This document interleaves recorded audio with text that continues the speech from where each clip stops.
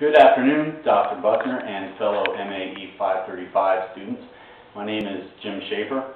Welcome to a corner of my garage where I'd like to demonstrate my Lenz's Law jumping ring apparatus for you today. This is a device loosely based on the original version, first publicly demonstrated by Elihu Thompson in 1887, and since has become a popular classroom demonstration device. The basic function of the apparatus is that we have a wound copper coil with an iron core forming a solenoid. And when an alternating current is sent through this coil, we can tell from Ampere's law that there's going to be an axial magnetic field set up through that coil, largely coaxial. And when we place a secondary conductive ring down the device, over the core and above the coil, that magnetic field interacts with that ring, and we know from Faraday's law that that's going to induce an EMF, a voltage and a current in that secondary ring. Now, one thing that's interesting to note is that the general explanation for this device is that the induced EMF, and therefore the induced current, is set up in such a direction as to oppose the changing magnetic flux through the secondary ring. And the interaction of that magnetic field with the solenoid field sets up a situation where you've got repelling fields, repelling forces, and the ring is caused to levitate or perhaps violently jump, depending on the actual speed of the changing flux.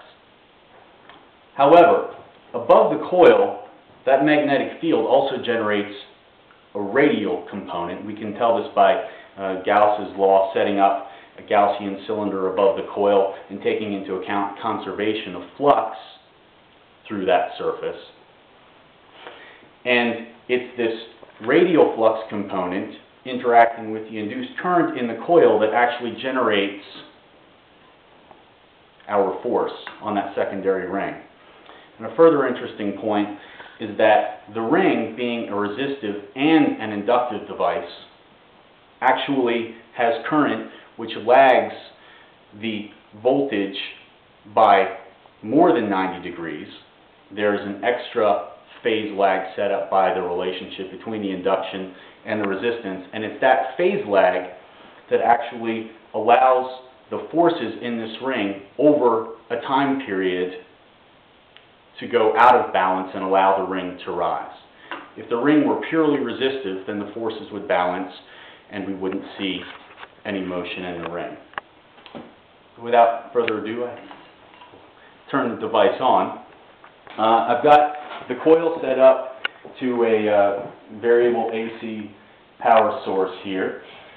We'll start off with the device turned all the way down, and then we'll slowly bring up some power, and we should be able to cause this copper ring to levitate on the device.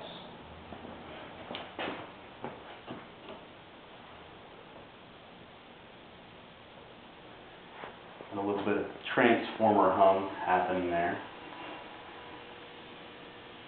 You can see as we cross the 5 to 6 amp threshold, we start to see some bona fide levitation out of that copper ring. Try to make sure I don't blow a fuse here. So as we can see, the net force on that ring is in a fairly proportional relationship to the power applied to the coil. Now, I better put a glove on here because that power had to go someplace and it's going into heat in that copper ring. We try the same test with a thin aluminum ring.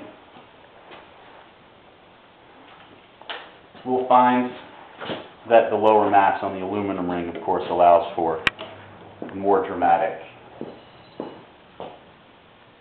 levitation.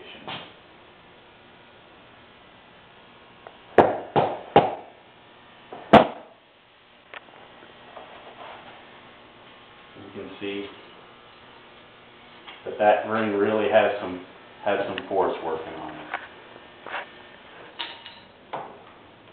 Well, my lovely assistant is pointing out to me that I'm about out of time, so I suppose we're ready for the piece of resistance. The way to generate a lot of force on the secondary ring is by getting a lot of changing magnetic flux through the ring very quickly. So what we're going to do is we're going to set the voltage on the variac all the way to maximum, and then we're going to pop some power onto that coil real quickly, and then back off so I don't blow a fuse, and we should see a good little jump. There's no one to do a drum roll, but... So there's our copper ring. We got a jump of about, 2 feet. And now, we'll try our aluminum ring, see what we can get out of that. Hit the ceiling. Did we get it on film? Okay, great. Thanks a lot. That's my demonstration of the Lenz's law of jumping ring apparatus. Thank you.